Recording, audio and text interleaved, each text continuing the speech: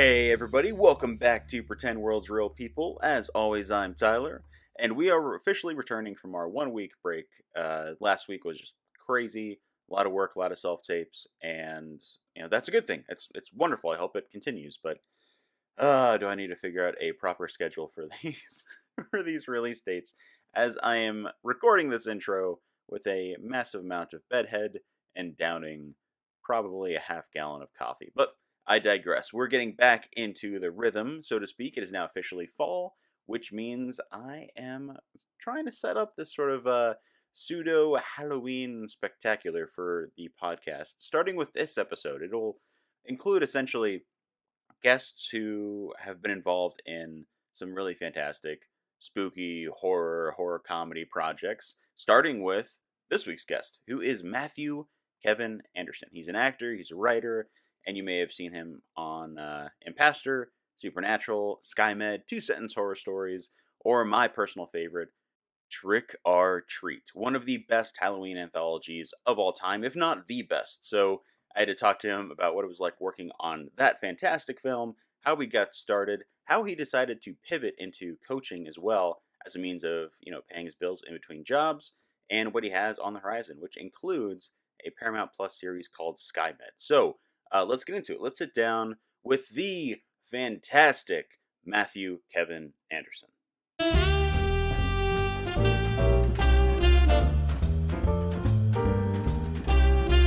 My name is Matthew Kevin Anderson. I'm an actor, and like you, recently have been doing writing as well. Yeah, I mean, those are my jobs, I guess. That's not necessarily who I am, but those are my jobs. Should we get really I'm philosophical? a human being, man. He's for those of you who are listening, he's in a beautiful log cabin in Canada drinking a Tofino. mug of coffee. Yeah, and Bailey's. Oh, Bailey. Yeah, get the morning started right. This is going to be a nice fluid interview. This is my post birthday interview, so it's like you got me in a good mood.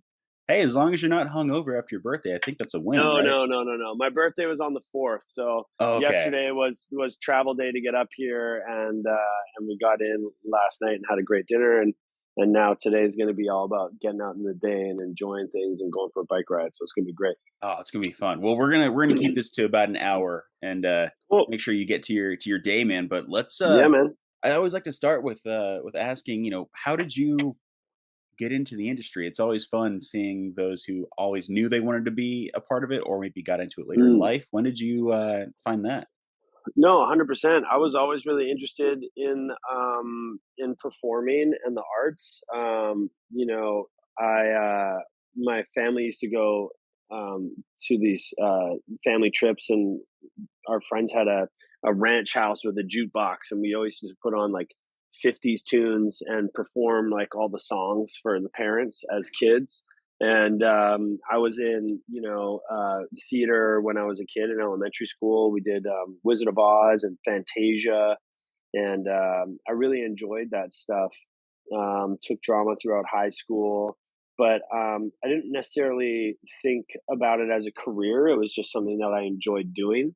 And I think one day I was watching television with my family, and my sister was like, "Oh, that guy goes to my high school." She went to Kids High, where like Ryan Reynolds went to school, and Joshua Jackson graduated from there. So there was a lot of like people who got into the industry around us, but at a younger age, I didn't really realize that was something I could do as a career, that I could be a person on television. I always thought theater was like, it's performing on stage and stuff like that, but I hadn't connected my brain to like the silver screen or the big screen.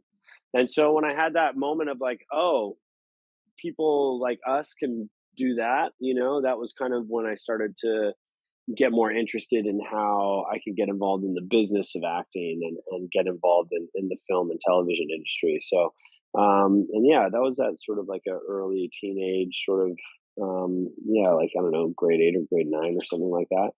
And then, after high school, I went to a film school in Vancouver, and then my career kind of started from there.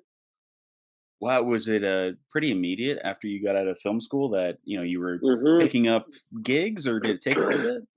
Yeah, I got really lucky. My sister's friend uh, started working in an agency, and so she knew we had just graduated film school. Me and my best buddy Benjamin Arthur. He's also an actor, and she was like, "Give us your headshots." So I gave her my headshots, and she took them over and talked to some people and got us signed up with agents. We went in and had interviews, and we got our first agents out of that. And the agency happened to be right across the street from our apartment. We used to put on our robes and get coffee and like go strolling into the agency office and like just walk around and like hang out. We thought we were hilarious and cool, and they probably thought we were super annoying, like. But but yeah, and then really soon after signing with them, I had an audition for MTV Canada, and after going through that audition process, I ended up booking like a co-hosting job for a show called Select. They were trying to do like a TRL. I don't know if you know what TRL is. I don't know Oh if that's yeah. before your time, but yeah, Carson Daly. It was like a top 10 video countdown show with like a live studio audience, and very quickly, all of a sudden, I was in this like world of like MTV and music videos, and it was super cool. Like I'd come up watching Much Music in Canada, so it was just such a really awesome world to be in, and I love music. And excuse me, I hadn't necessarily gone to any broadcasting school, and I hadn't really learned about hosting in film school, but kind of came natural to me, and I had some good mentors there, and I learned a lot, and it was an amazing job, interviewing huge artists like Yeah. Moby at the time, and Destiny's Child, and like Kid Rock and Pam Anderson were dating, and they came through the studio, and we had like a Harley Davidson in the studio and stuff. And I would write the news. I would write news segments, and I would do news updates, and I would do all the research and writing for my interviews, and I really loved that part of it. And it was just the coolest job, man. Like Yeah. every night, it was a regular show. So I was there Monday to Friday, and then every night we would go to shows, like go to see the performers who had come to the show. We would go to their concerts. I went to so many amazing concerts, and Whoa. it was the coolest like entry into the industry. And it was weird because it wasn't acting, but now I had hosting in my back pocket as well. So when I first moved down to Los Angeles, like, that was a real good asset for me to have, was not only pursuing my acting stuff, but I also had hosting as well. And so I was able to kind of do both and keep myself busy. So yeah, I was really grateful for that experience. Sorry, I'm yammering. It's the No, this caffeine, it's kicking in. dude, this is a show built on yammering. That's what we live for here. No, Great. it's awesome that you had that gig and you can use that theatrical talent to, really relish in the hosting. How long did that go on for? Was that a few years? Well, yeah, I did that for a couple years, and then my fiance at the time got a television show in Los Angeles, and we didn't want to be living apart, and so we figured, we'll do the move down to Los Angeles. And the person who had created the show had a pretty big track record, so everyone was like, "Oh man, you just like this is it. You're on this show for the next 5 years." And it was like, "Okay, we're moving to LA." So we went down to LA, and then they canceled the show after 10 episodes, and it was a huge sort of disruption. And then we had to sort of, those were the early day, the lessons you learn early on in your career, right? Like there's just a lot of things that you kind of learn, and you go, "Oh, okay, that was interesting, and maybe I could have played certain things a little bit differently." And I talk about this a lot. I think having a mentor is really, really important. And I didn't really have a strong mentor at that time early on in my career to kind of be like, hey, maybe like hold off, wait and see how the first season goes. You know what I mean? Like you can stay in Vancouver and do your hosting job and go back and forth. And um, you know, but that's what I try to do for others now. I try to make that a huge focus in my life and my career, is to sort of like help others guide some of those decisions early on in their career. Yeah. Is that something, you would ever, or if you have already, have you written about, your experiences that you learned from that you could pass on other people through maybe like a book or through I don't know, No, I've something. never done that. I mean, that's an interesting question. I've never written a book per se in regards to that. The writing that I've been doing has been scripts, but I definitely I definitely do that with people and talk people through scenarios. I have a lot of people who call me up and they're like, "Hey, this is what I'm dealing with. Like, what do you think I should do here?" And Oh, I think wow. a lot of people, at least in the Vancouver market in my industry, are aware that I'm kind of like, open to that. So I help people as much as I can, in that regard. But no, I haven't written a book or anything. Yeah. Well, maybe. Something to think about. Yeah, I'd say if I don't know, most people who are bragging about writing that book and having it published, it might be a little pretentious early on. But if you're somebody who's like genuinely just giving advice to give advice, that's Hmm. important. I mean, especially And right it's now. fun. Yeah, I mean, you're in the industry as well, right? So Yeah. you probably find there's a lot of, you know, everyone gets into acting because they love acting and they want to make movies, they want to make television, they want to make something hopefully that affects people in a positive way. And, a lot of the times you don't realize how much the business side of that is, a big part of the acting, especially when you're first starting out. It's like your job is to audition essentially, and you have to find ways to love that process and be really good at that process. And you have to there's just so many things about the industry and the business side of acting that isn't necessarily taught in school, and it's not easy to navigate, and it's not always easy to stay positive, and uh, there's just a lot of rejection that can come along with that, and so it's nice to have people who are in your corner who can kind of like help you out, or keep you like going to those next auditions where it's like, oh man, any day now something's going to break, you just got to Yeah. stay with it.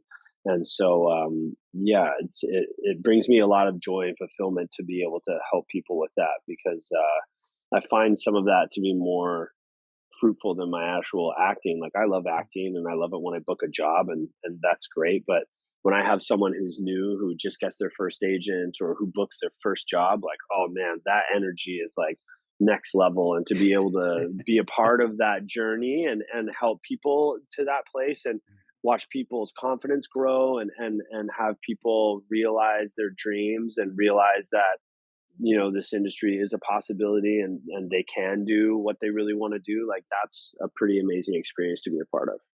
Yeah, I will say I've been doing this for 10 years. I just turned 30, and just now am I realizing, all of those different aspects of just being a part of a community and helping each other along. Yeah, It feels even better than, hey, you booked that co-star role. Like, oh, that's great. That's maybe a week worth of work, but being with yeah. your friends in an acting class and supporting a friend into a callback is just a whole nother level Hmm. of so much fun. But A hundred uh percent, man. yeah, What you just said was really great. Community, like, yeah. that's really it's a really great community of really beautiful people, and inside, not outside, but both.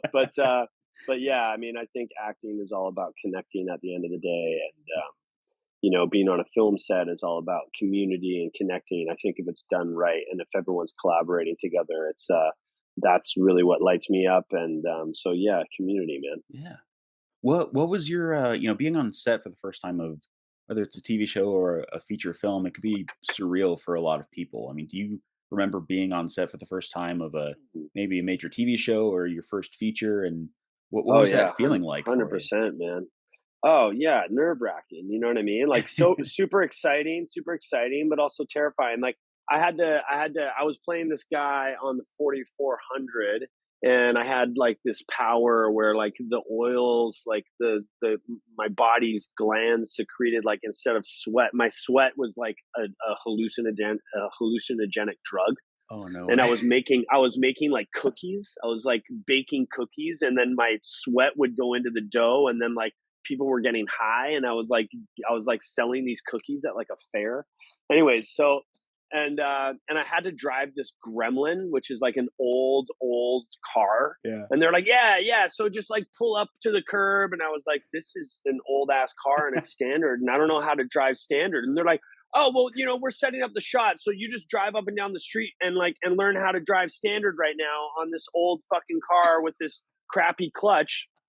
So I'm like, oh yeah, okay, I guess this is what's happening. So I'm like learning how to drive standard for the first time in this shitty old car driving up and down the street while the whole fucking crew, pardon me, I swear sometimes, the whole crew is out front, and I'm like stalling and like lurching this car down the block, and they're all just looking at me like shaking their heads. This is like one of my first gigs ever, and I'm like, "Is this what it is? Like, is this it? Is this what it is?" And then, of course, finally they're like, "All right, we're gonna do the shot. You ready to go?" And I'm like, oh yeah, I'm ready." And then like stall it into the thing and get out, and it was a total train wreck. And then I had to go and do a scene after that. It was like one of my first scenes, and I walk up, and the guy's like, "Hey," and I'm like, "I don't even know what I just like almost crashed the car. I don't even know what I'm doing here right now." You know what I mean? And like, but that's also awesome. And I love that that was one of my first experiences on set. And one of the things I love about acting is like, you learn how to drive standard on a set. Like I performed open heart surgery with Eric McCormick, who is an absolute beauty of a human being. Like the guy was lying on a metal slab in his underwear while I was performing heart surgery on him for like hours, like 6 or 7 hours. Smile on his face the entire time. Never complained once. I'm like, that's like how you do it. You know what I Yeah. mean? You meet people in the industry who are like the leads, like the number ones, and you see how they are on set, how they treat everybody around them, and you go, that's how it's done, and that's how it should be. Nathan Fillion's another one of those guys that I was lucky enough to be around early on, and just like learning everybody's names and understanding that it's a community, understanding that the set is your house and how to make people feel welcome there. You know, again, as a young actor, those are things that you need to really watch, like those leads and those people that make everyone around them feel good and lift up the experience. Like you need to take those moments and like learn from them because they're amazing. But yeah, and then I'm working with real surgeons. They had real nurses and real surgeons around me, and they're teaching me how to like how I would hold out my hand with like my finger like that because they place the instruments in your hand and all the different. And I'm like, I'm learning how to do open heart surgery. I've had to play a piano teacher, so I went and they like Katie Lang's piano player from her band was teaching me how to play piano. I've had to learn how to play guitar. And like that's just so cool, riding horses. It's just like stuff that you just get to experience different worlds, and you get to learn from these experts who have these really wild lives, and you get to talk to them about their experiences, and that can like bleed into your performance. And it's just that those are the cool things that I really love about acting is that you learn and you pick up from all these different places, all these different little skills, and Yeah. it's super cool. Is there anything that stuck with you after that? Like, as far as, maybe not open heart surgery, but driving I a standard actually car or am now I'm now a surgeon. Yeah, and music is something that I leave to my friends who are musicians, and I love music. It's interesting because everyone's always like, "Are you able to watch film and just sit back and watch a movie and sit back and watch a television show without like analyzing it in weird ways?" And I like to think I can, but every time I'll be watching something, I'm like, "Oh, that was a grueling night shoot. Like these guys must be freezing." Or like, "Oh my gosh, they're shooting in Bahamas. This must have been so much fun. They're with all their friends." You know what I mean? Like I'm always sort of like watching it through certain filters. And music, I just sit back and I can listen, and I'm like, "How did they do this?" Like I still put in Abbey Road, and I'm like, how did they do this? Like, how did they decide that like all of a sudden a sympathy was going to come in and like all this crazy stuff was going to happen? Like, and I love it that I can just sit back and just let it be. Hey, um, it's yeah, music. So I guess the long answer to that is, or the short answer is, no, not the music stuff. That didn't Mhm. stick with me. But I do enjoy that. Yeah. Yeah, I don't know, it's just fun walking on set at 6 in the morning, and by 4 when you're wrapped, if you're, a small co-star role, you feel like, "Oh, yeah, I was a police officer for a day," or, Yeah. I felt like an EMT for a day. That was pretty freaking cool, man. Like, that And was even if you learn one thing about like how to draw a gun properly, if there's yeah, someone there who's like, no, no, no, you're doing it wrong. It's actually this. Like I always used to hold my hand under the clip because I thought it was that, but it's like, no, you actually hold it cover. like in front of it. You know what I Mhm. mean? And like someone showed me that and I didn't know that, and like that was just a cool tip. And there was just like a guy who was, a gun handler on set, and he just like taught me a couple things. And then you go, oh, it's actually really hard to get your gun out of there. And then like, where do you hold all this stuff? And now I look at a police officer and I'm like, I understand a little bit more about like even just how they carry themselves and all the stuff that they have to have and the training that they have to go through. And you can like appreciate certain things in a different way, and it's like Yeah. details, like little things that people wouldn't necessarily think about where you're like, oh yeah, I kind of understand that a little bit more. Yeah, yeah.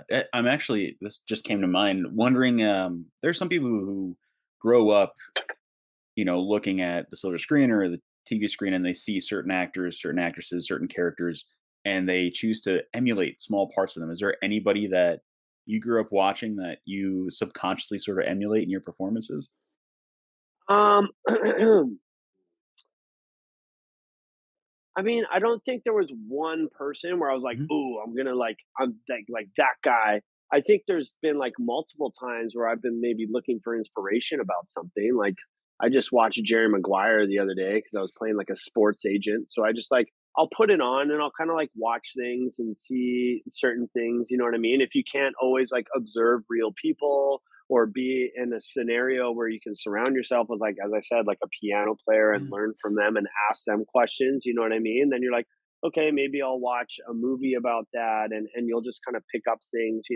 I've been watching Ted Lasso recently, and then I was just doing a comedy film, and like he has like a thing where he sort of like does little reactions in between everybody's lines. He'll be like, what are you doing? He's like, I don't know. And they're like, that? And he's like, yeah. And he's like, and he'll like do all these tiny little things. And I just noticed myself kind of doing that in my performance as well. I was kind of like, oh, I just kind of did like some Ted Lasso in there. That was kind of funny. You know what I mean? Like, so I'll pull little things like all the time, or Yeah. or people that I see, or honestly my friends, like, or I'll be like, oh my gosh, like this is like so and so would maybe do that, or I've been in this scenario before, and like I remember so and so did this, and so like I'm gonna try throwing that in there.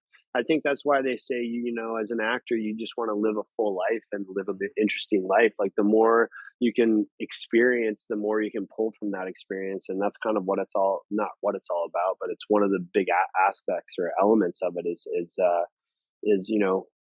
we're a mirror, right? Yeah. Without sounding like a you know, douchey acting teacher or something, but like, yeah, we're supposed to be holding up the mirror, right? So the more things Yeah. you can get out in the world and experience, the more you can bring that into what you're doing, and the more relatable you are. Like I find the more situations that are relate where I'm like, oh, okay, this is how I can relate to that, and I understand this. You know what I mean? You really want to Yeah. understand what you're doing in those situations that you're in, even if they're totally like outlier situations to you. You have to find a way in. You have to find a way to relate to it somehow, so it's not totally foreign to you, right?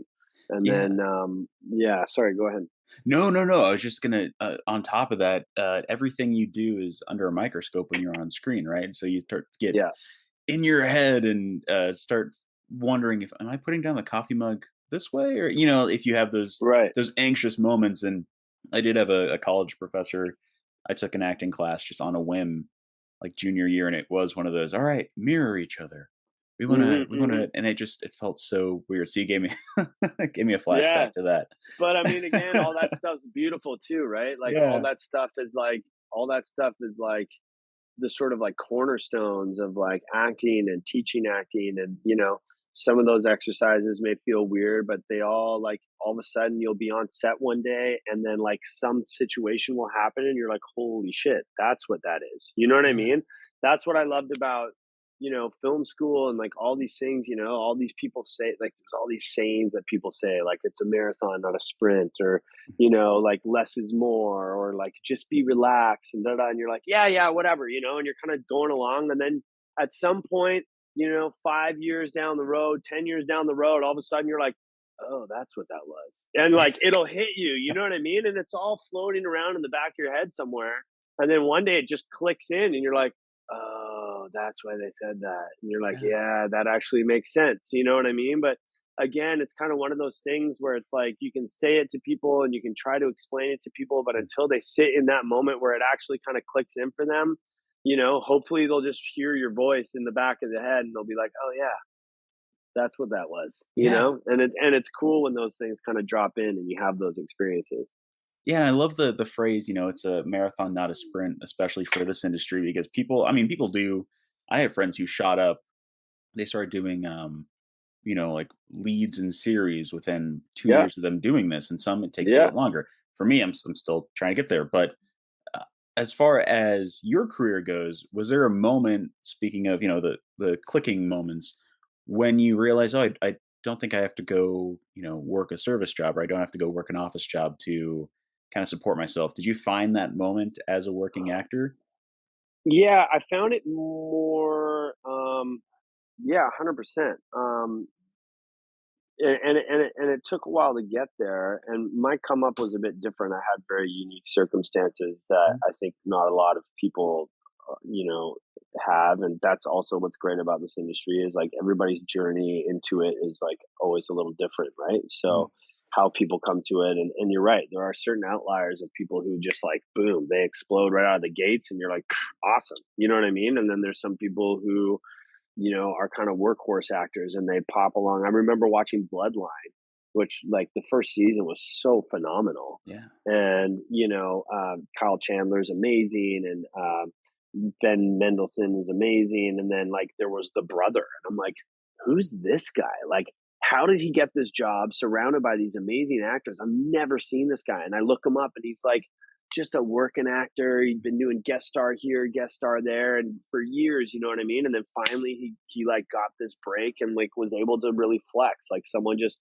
passed him the ball and was like, "No, I you can do this, and I'm gonna let you run with the ball, man." And he did and did an amazing job, surrounded by amazing actors, and like everyone kind of comes into stuff differently. And for me, like I don't know, man, it all kind of feels like osmosis. I guess sometimes you have Mhm. those moments where like things click in, but for sure. But I mean, for me, in regards to like all of a sudden not needing a restaurant job anymore, like it was just working really hard, working really diligently. For me it was coaching. Like I came back from Los Angeles and everything that I had learned in Los Angeles, I came back to Vancouver and I started applying all those concepts to the Vancouver market. And I started working a lot, and the actors who were around me and my circle of friends who were helping each other with auditions and stuff like that, because Yeah. again, community really important, right? You want to have a group of people around you that you can trust and are like-minded and want to work as hard as you do, really. Like I was like, okay, we're going to start taping every single audition before we go into an audition. We're going to set up a camera, we're going to sit down, we're going to Mhm. work out all the details. We're going to do the audition before we go into the audition. We set it up like half an hour. We would give ourselves half an hour to get to the audition, so it was always a work session, like for about an hour before, half an hour to an hour just before the audition. And we would boom and we'd set up the camera and we would do everything. And then you go off, you're warmed up and you're ready to go, and you go off to your audition in the room, which doesn't even exist anymore, which is super crazy. Um, but like we built these systems and we did all this stuff and everybody started working. And I was like, whoa, this is really interesting and cool. And I Yeah. think we're on to some stuff here. And then I was kind of like, well, this is like I'm sitting on a business, you know what I mean? Like I can help people and like I'm already doing it, but I'm running around doing it to I was like driving all over the city. Any spare time I had, I was like, I'll help you with this audition. I'll help you, because I realized like if I want to make it in this industry, I have to become the best auditioner possible. Like I can possibly be. I have to be the best person at this that I can possibly be. So it's just where I put all my energy, because like I'd been taking acting classes. Everyone's like, "Oh, you're a great actor." I'm like, "Okay, great. That's great. I can go into an acting class, kill a scene. Like that's fine. I know how to act." Right? I was like, "What's the thing that's stopping me from working?" Mhm. Auditions. I have to become a freak, like beast at auditions, and I just geeked out. Like I'm like a really technical auditioner, and I really geek out on details, and like I just made that my life. And every spare moment I had, I was working auditions with someone. And as I said, I built a community of 5 or 6 actors who were down to play, and like we just hammered it, and everybody started working. And then I was like, okay, well, I'm on to something here. So then I set up an office so people could come to me, and I just started doing that. And then that became my sort of like side hustle. And then I didn't need restaurants. And then that also kept me sharp because I also heard a quote, I think it was from Robert Redford, that was like, find ways to be acting more than you're not acting. That's another thing that I always talk to people about. They're like, oh, people come and complain and they're like, I'm not really going anywhere with my acting. I'm like, da da da da da. And I was like, well, how much are you actually acting? Like, you can't take one acting class once a week and like expect gains, right? Yeah. I'm like, treat it like a sport. You know, every professional athlete in North America trains between 20 and 25 hours a week, right? So you need to find a way to like, you can't go to the driving range once a week and then show up at the PGA tour and be like, all right guys, like, let's go. They're going to laugh you off the course, right? It's the same thing. You can't take an acting class once a week and then show up and be like, okay, give me a lead on a TV show. Why? Why would anyone do that? You know what I mean? Yeah. Unless you're like freakishly good looking or something. You know what I mean? So like, so you need to put in that time, right? And I remember when I first did it, I sat down and I added up my hours, and I was spending more time watching TV than I was actually spending time acting. I was spending more time watching people do what I wanted to do instead of actually doing it. And when you start sitting down and looking at it that way, it's really glaring. You're like, whoa, okay, so I'm acting like 4 hours a week and I'm watching television, I don't know, a couple hours a night, 5 nights a week. I'm like, that was like way balanced off for me, right? So I just started being aware of my hours and like how hard I was working at that. And when you start training on that level and you find ways to act more than you're not acting, like, you're gonna see gains. I don't care what you do, like, you can't not progress, right?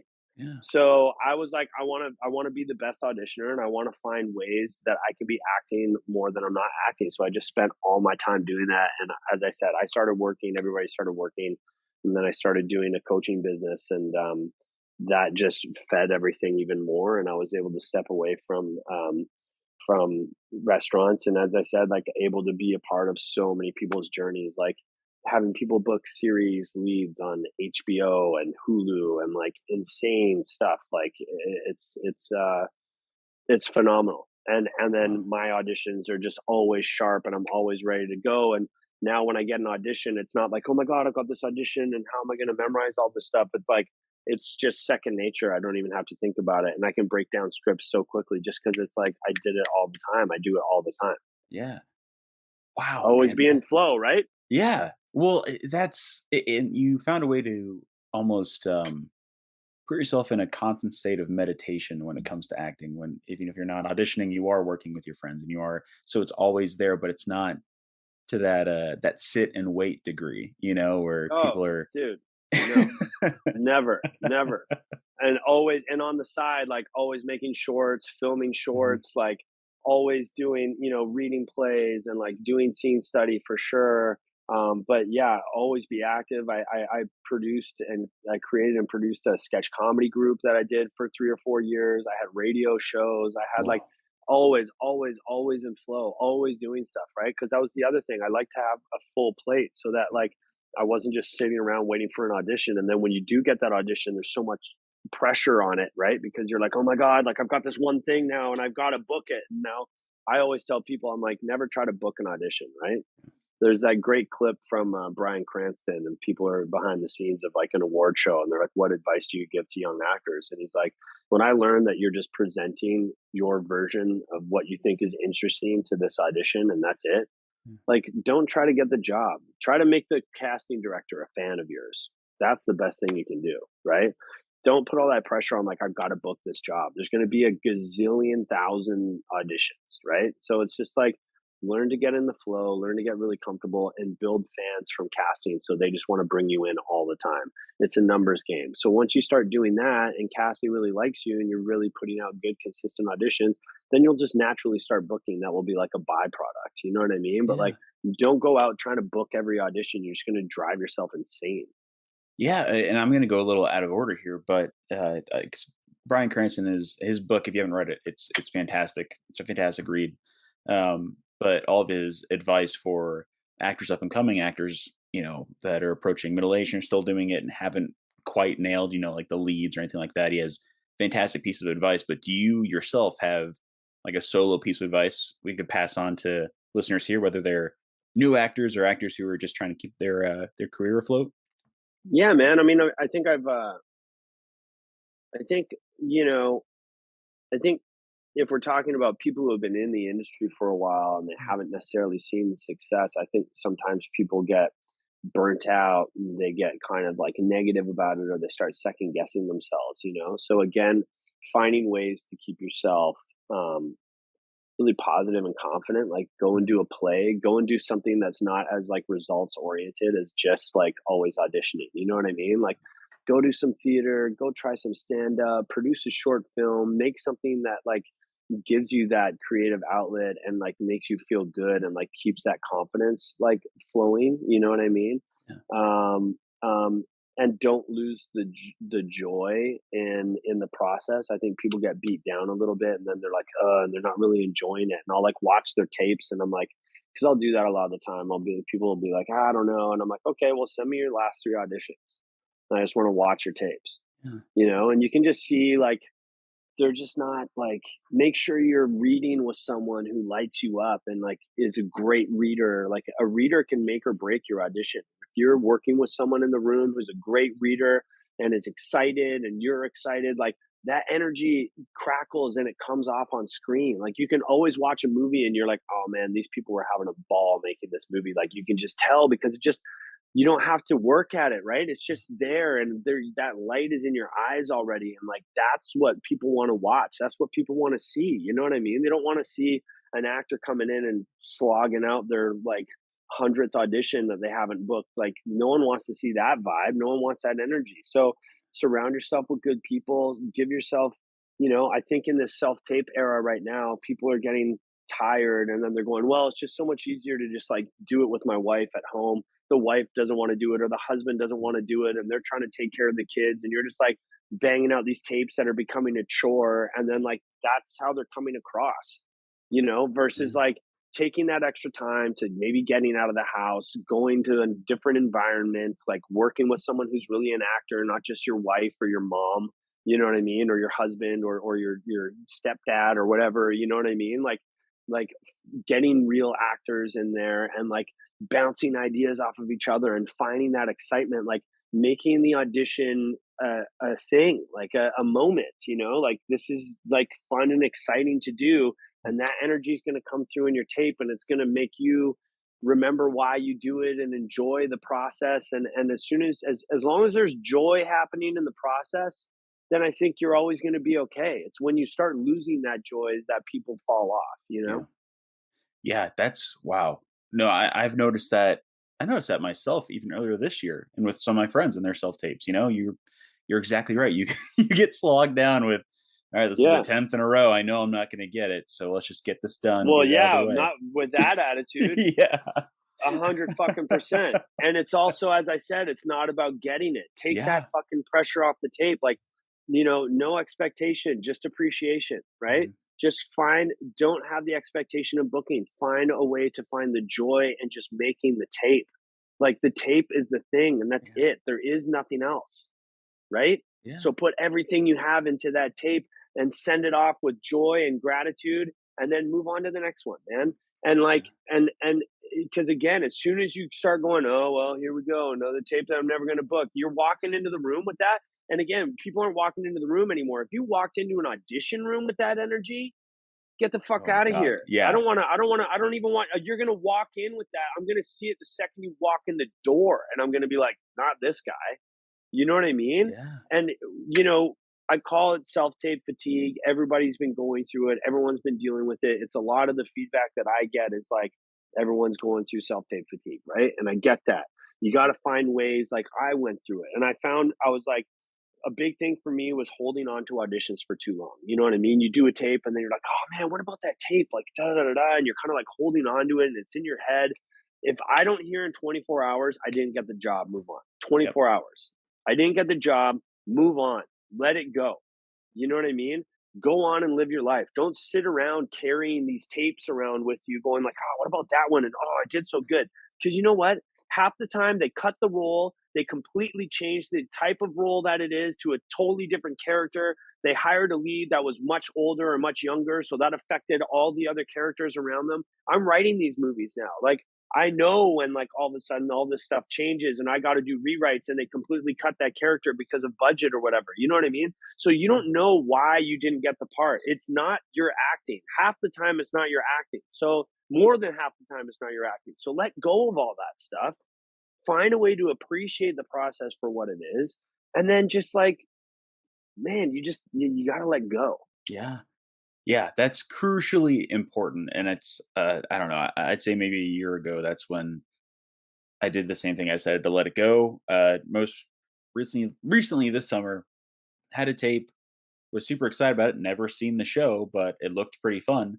So went to the Yeah. tape, I gave my bet. I always play or I always go out for heavies, for Yeah. the for the police officer, for the bodyguard.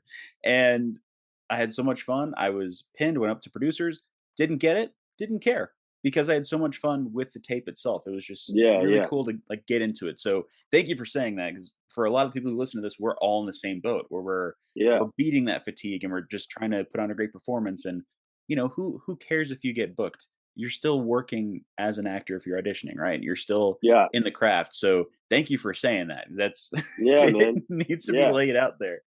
And as I Um, said, keep your plate full, right? So you're yeah. not just doing auditions all the time. Like, find something that's creative, like write a script, produce a short with friends. We all have phones now. Anyone can make a movie. Anyone can make a movie. We all got phones and iPhones. Like, there's no excuse to not be doing all that stuff, honestly. And like, you have to, Yeah. you know? Yeah, that's I'm working on something like that right now, so I There you go. totally agree.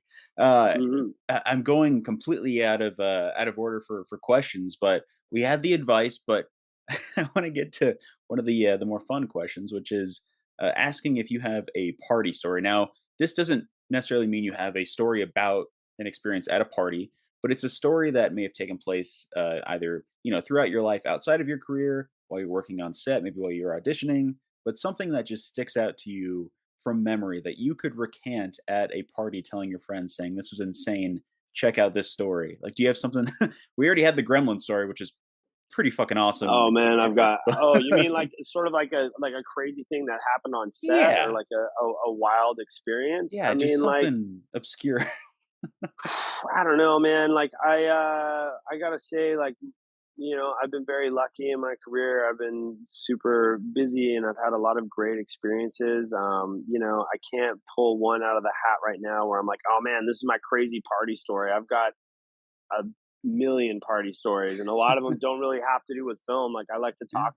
I don't really talk about like my film stuff, like, and my work stuff at parties very much. You know what I mean? And I find people to be interesting, so I like to ask a lot of people questions and like learn about them. Like, people are like, I'm an accountant and it's so boring, and I'm like, I don't care. I want to hear about that. Like, tell me about being an accountant. What's that like? Like, oh my gosh, like, if it's monotonous, how do you deal with that, or whatever? You know what I mean? Like, but yeah, I'm really fascinated by people, and I find my own stuff to be kind of whatever. So yeah, I don't necessarily have like one, crazy story, but my life has been very storied. We'll So I'll wait for say the that much. memoir Yeah, in there you go. like There 20 you go. years. Well, I mean, with that being said, what do you do to like decompress? Because this job can take a lot out of you when it's day in and day out Hmm. of doing all these different things. Hmm. Obviously, you're in a Hmm. cabin in a very beautiful remote place. Like, I was is gonna that say something I'm you like doing to it right do? now. Yeah, like Yeah, I'm doing it right now, man. As we talked about, community. I'm blessed with a lot of really amazing friends and family. So I spend time with them. I box. That's a big outlet for me. I love that as fitness and as training, and it's just a good way to clear my head. I like to ride my bike. I like to be on the water. I'm blessed in Vancouver to be in a beautiful city that's surrounded by mountains and lakes and ocean. So, yeah, I like to go paddle boarding. I like to ride my bike around the city in the summer and just get outside and be active. That's how I kind of like recharge and also like decompress and like let all that go. I mean, man, if you're having a day, I tell you, go for a hike in the woods, and that'll turn things around so quick. And Vancouver is just full of it, so it's a very good place to be for that. It's a place I'd love to work or just visit at some point because it is so beautiful. And my girlfriend and I just rented or borrowed these origami kayaks and Oh went yeah, kayaking last week. So amazing. much fun, man. They're Oh, called Oru kayaks, you should check them out. okay. They fold like a suitcase, and then you can just kind of No unfold way. them. It's awesome. You got to check it And out. no air? You just No unfold it air, and no get in? pump, nothing. You assemble it, What? you get in, then you pack it up when you're done, and then you're off. It's That so sounds quick. crazy. It's awesome. Well, there's the plug for the origami kayaks, Yeah. man. They should send you some in the mail. That's so crazy. I want to check God, that out. I wish they would, man. Have you ever Yeah. thought about or probably not with a place like Vancouver, but would you ever go back to Los Angeles or stay somewhere else? Yeah, You I love Los Angeles. Los do you? Angeles is like my second home, so I'm there usually like every quarter. I've got so much like amazing community down there that I go and see regularly. Like I love Los Angeles. I don't know if I would move back down there anytime soon. Like, my life in Vancouver is really full and great. And, LA, I think is like struggling a little bit to bounce back from COVID right now. It's got a bit of a different vibe. New York's vibe is really great right now. I think they've bounced back pretty well. So I've been spending a bit more time on the East Coast, but yeah, LA is always going to be like my second home. I love it there, and if I end up living there again one day, then that's cool. But it's not on my radar right now. I'd rather go to Mexico. I think. Oh, really? You've been, Yeah, I'm guessing then, right? To yeah, Mexico? I love Mexico a lot, but I think as a place to like, I want to start becoming a snowbird, as they call it in Canada. The summers are amazing here, and then as soon as it starts getting cold, like just head down there. That's one thing that self taping has sort of like opened up the world for actors, right? We don't have to be in town like waiting to go into the audition room for the next audition. We can kind of Yeah. take things on the road. All you need is the blue backdrop, a ring light, you know what I mean? And you can do your tapes from anywhere. Yeah. So it's kind of a beautiful thing. And I look at silver linings, and I just think that's been such a gift from this time. And so, yeah, I've been dabbling in that more, like just getting out into the world, and like I can send in my tapes from anywhere, you Yeah. know? And I can also coach people on Zoom. I can do a workshop on Zoom. I can do whatever I want, So it's kind of nice in that regard. So yeah, starting to just think about different places that I can go in the winter. But I mean, you can't beat Vancouver in the summer. Like you just can't beat it. It's the best place ever. I can only imagine. Yeah, you'll have to come up and visit, man. It's amazing. I that's on the docket for next year now that I'm really focusing on this career full time and just trying to make the There most you of it. go. Vancouver and New Zealand are both on the Yeah, list. yeah, yeah. So We're a little we're gonna closer. see. We're a Yeah. little closer. So Yeah. maybe start with Vancouver first, and then yeah. And also, if you come up to Vancouver, you hit me up. You'll be very taken care of. So, Heck yeah, man. Yeah. yeah, man. Vancouver's an amazing place. Well, I won't ask about Impastor or anything like that because I know you talked to my buddy Brian on Be More Super a couple months Yeah, ago. yeah, yeah, So I yeah. won't talk about that. He's I'd be awesome. remiss. He's the best. Brian, if you're listening to this, And buddy, I that love show you. was, yeah, Brian, what's up? And that show was amazing. I love that show so much. I mean, Michael Rosenbaum, like, obviously he played Lex Luthor for years on Smallville, and I think people thought he was more of like a serious dude. That guy's hilarious. Oh, Like, he's a goof. he's a really, really funny dude. He's got a great podcast as well, Yeah. and that was a dream. I love doing comedy, and to be able to be on set and like we're just always finding the funny. Like, what's the funniest way to do this? How can we, like, okay, we're doing this, the scene's flowing, we got it, it's funny. How can we make it funnier? Like that was every day was on set was just like, how can we make this funnier? How can we like do like tiny tweaks to like make this like as hilarious as it possibly can Yeah. be. We just had so much fun. And when your goal on set every day is to just laugh and make those around you laugh, like it's a dream. Yeah, it and even but like before that, I first noticed you as an actor in my favorite Halloween movie of all time, Trick or Oh, Trick or Treat. Treat. Yeah, dude, Ah, I yeah, yeah, loved it. yeah. I was the one. I was a teenager, but I was waiting what a year and a half for it to come out. But like, Oh man, when yeah. was But like, it do did you, well. Like that's got yeah, a cult following. That's a fun little movie. I had a tiny little part in that, but I mean, yeah, it was so much fun, and like I got to meet, you know, Anna Paquin, and then like all the other women that, you know, were friends and were local Vancouver actors, and it was just a cool to be a part of that. It was a really fun show.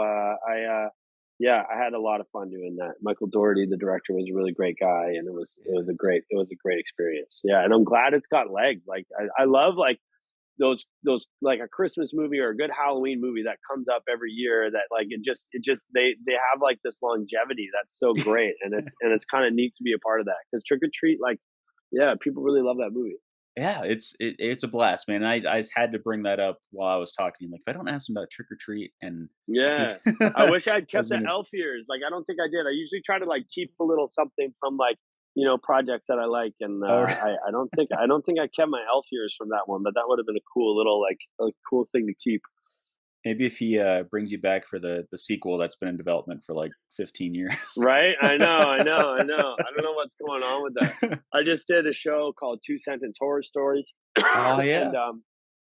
you know, one of the old ladies was like an old like Hollywood you know, dame, and she had all these like cool old, like the set design team was amazing, and there were all these old posters from like her old movies and stuff, and I got them to get me one, and I got it framed in my house. You know what I mean? Oh, Like I like taking little things from that. I got when I was on the Flash, I played this guy Clive Yorkin who was actually from the comics, so I got like a comic strip of like my character, and I got that framed on the wall. Like little just like cool things that you can kind of like pull from shows sometimes, like oh that wow. I kind of turn into like little pieces of art and like have up, and people don't really necessarily know what it is, but it's like, yeah, it's neat. I like doing that now. That's awesome, man. That's I feel like most actors should definitely do that, just to have a little keepsake, right? Yeah, To just hang a little on to. something for you. You know what I mean? Yeah, It's not even like people wouldn't know. They're like, oh, that's a cool poster. They don't know what it is. Like it looks like beautiful art. You know, they yeah. did such a great job, and like, yeah, it's just nice. It's just nice. Yeah. Well, I'm gonna wrap this up here because I want you to go enjoy your bike Yeah, man, trip, I got to man. get on But my bike. Yeah. I just wanted to ask you, with this show, is there anything I can promote for you? Whether it's a project coming up, an organization you really believe in, is there anything that comes to mind that I can give a shout out to? Oh man, I mean, organization. I'm big into like ocean cleaning. So there's Okay. a charity that I donate to and I follow called SeaLegacy, and they're really awesome. They're cleaning up oceans and doing a lot of stuff in that space. And then yeah, I mean, Skymed just did the finale just aired last weekend, so it was a great experience, and you can watch that on Paramount Plus and in Canada on CBC Gems and or CBC Gem, and that's a really fun show. I had such a blast on that show.